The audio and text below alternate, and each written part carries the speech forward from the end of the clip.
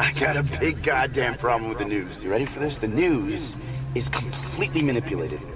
Everything you hear every single day is designed by corporate media to do one thing and one thing only. Jesus. To keep you living in fear. Oh, fear? Total fear. Fear so you'll go out and you'll spend money on things. Things you probably don't even need. Things you probably already have six of, so that their advertisers will keep buying ads on their stations. I'll tell you one more thing. You ready for this? I'll do this all day, man. When Sulaiman alayhi salam died, the jinn who were obliged to work for him, who were shayateen, did not know that he was dead.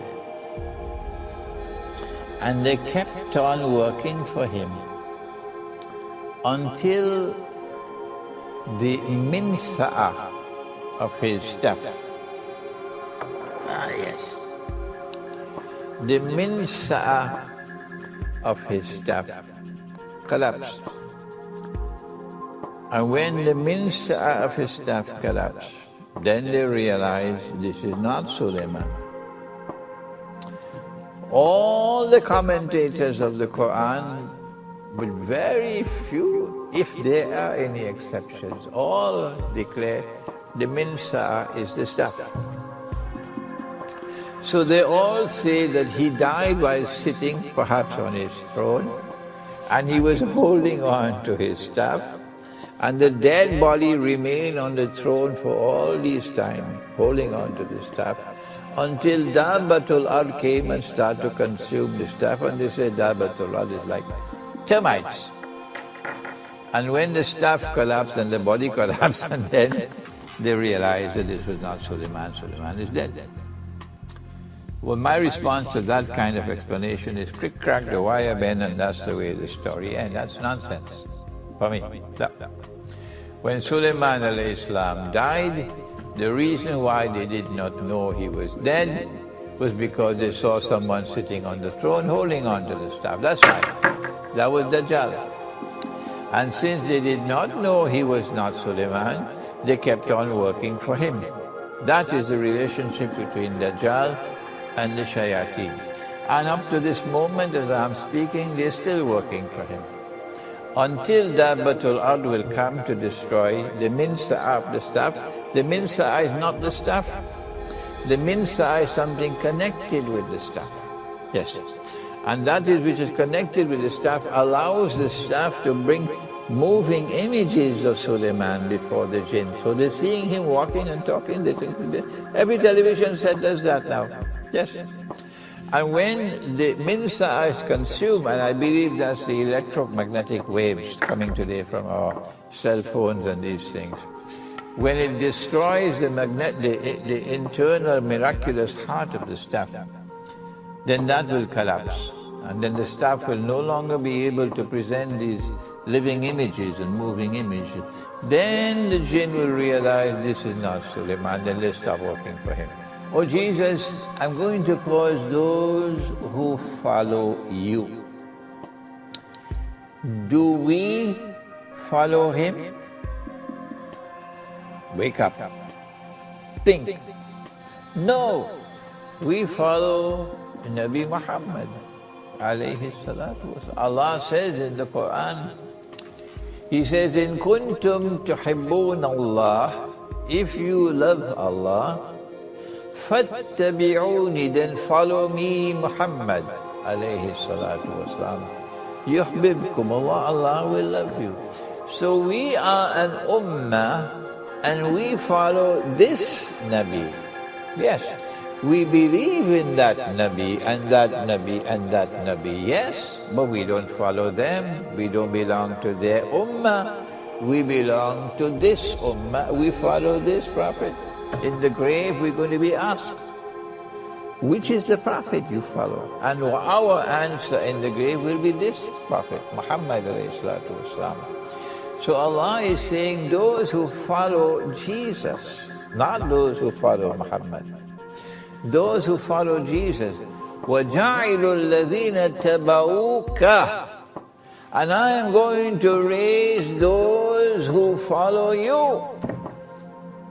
فَوْقَ الَّذِينَ كَفَرُوا, I'm going to raise them above and dominant over those who have rejected you, who are the Jews, those who support the Jews, the Christians who support the Jews, that's the Judeo-Christian Zionist Alliance, which has NATO as its military arm, which gave to the world Britain as a ruling state and gave to the world the United States of America as a ruling state.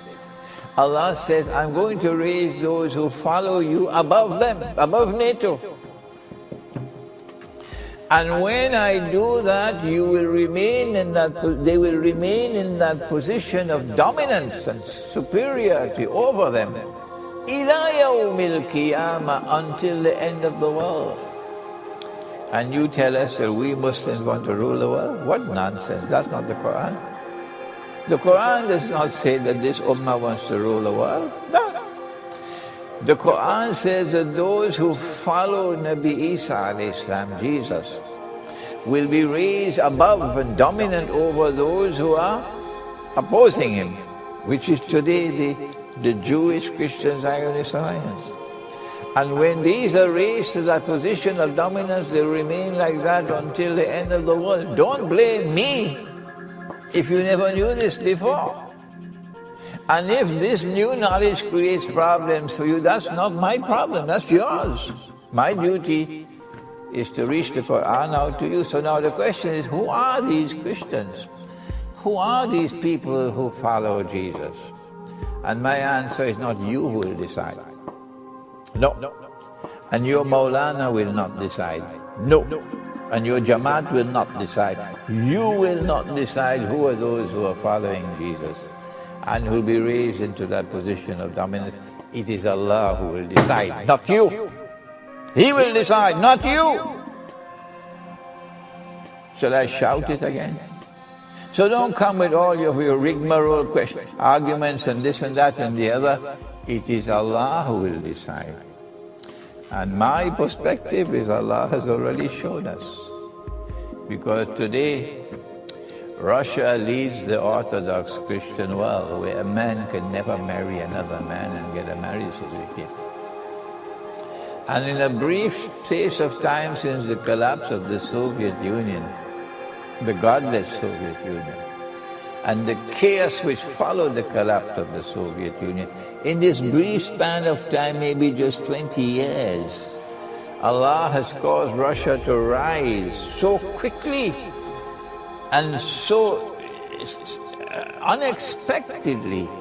Today, Russia is the dominant military power in the world. And Russia has said to the United States, we can destroy the United States of America. In half an hour, we can destroy the United States. I have therefore, I have identified the people whom Allah is raising to that position of dominance, and I can see it before my eyes, but you cannot see it. You who have this hatred for the Russian people, and you who are supporting the Ottoman people until you enter into Jahannam with that foolishness of yours. The Ottoman Empire, which for 600 years waged bogus jihad on the Orthodox Christians, but you can't see that, and you're only criticizing me. Well then, why don't you read my book, Constantinople in the Quran? In Surah Al-Fatiha, there's a cure for every illness. In Surah Al-Fatiha, there is a cure for every illness. Good, that's the hadith. That's the event. Now we take over for our analysis. What is the link then? Is there any link that we can see between Surah Al-Fatiha and Shifa? And the answer is, Islam declares that Allah is Ash-Shafi, the one who heals. And the command center from where He rules the world, He administers the whole world, is the Arsh. The Arsh. And between the Arsh and this world, He has created 7 worlds of space and time, or 7 samawat. I don't know whether this is a correct term to be used in the language of astrophysics. 7 parallel universes. 7 worlds of space and time. The Sab'a Samawat. And Surah Al-Fatiha is comprised of 7 verses. The first verse of Surah Al-Fatiha, without a shadow of a doubt, is the first verse of the Quran. And the Quran begins with Bismillahir Rahmanir Rahim. You cannot challenge that. Since the Quran begins with Bismillahir Rahmanir Rahim, we begin with the name of Allah, most compassionate, most merciful. The first verse of Surah Al-Fatiha is Bismillahir Rahmanir Rahim. And then follow the other 6 verses until you reach Ameen. And so now, these are 7 verses, and these are 7 steps on the ladder to the Arsh. So I have suggested, this is my opinion. You do not accept my opinion unless you're convinced that it is correct. You know the rules. So I have suggested that it is not so much the surah that is being recited, but who is reciting the surah. If you have someone working for you and you pay them the wage of a slave, you are oppressing them, you can recite Surah Al-Fatiha as much as you want. It's not going anywhere. No. If you are a businessman and you're taking money in an overdraft from the bank, you borrow money on interest.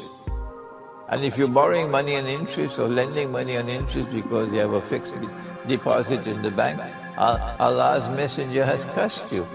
So if Allah's messenger has cursed you and you recite Surah Al-Fatiha, where will it go?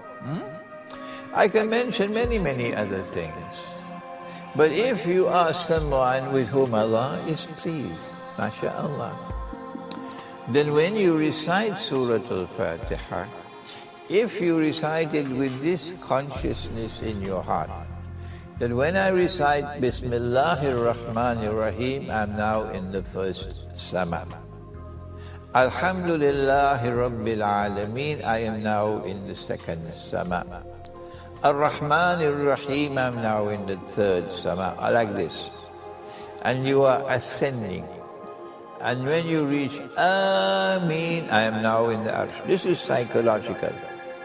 Then when you reach to the Arsh and you ask for dua, for shifa, if Allah has accepted your Surah Al-Fatiha, then the Prophet said, alayhi salatu wasalam, this recitation of Surah Al-Fatiha can cure any and every illness.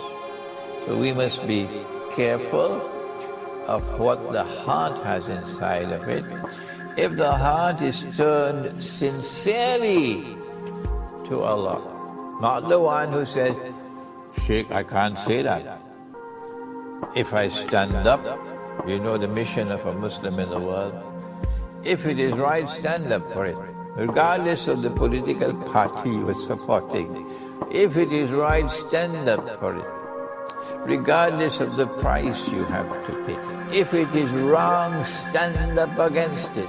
Amar bil ma'roof wa nahi anil munkar. This is the mission of the Ummah of Muhammad alayhi salatu wasalam.